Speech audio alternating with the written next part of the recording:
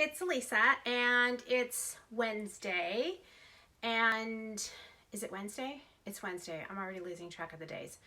So, I've been doing some virtual stylings, which are working out great. For those who don't know me, I help with closet edits, outfit coordinations. I help women and a few good men in transition, or if you just need a refresh. So, it's spring, almost spring. We're all stuck at home, and a lot of my friends and peeps have said, I gotta clean my closet. So I'm gonna try and come on every day, every other day, and give you some tips that you can use to do that. And the biggest thing is, I hear from a lot of people, we're struggling with some anxiety. I know I am. I didn't sleep well last night because my kid is still at college. He wants to stay in his house. Of course, he loves being an adult on his own.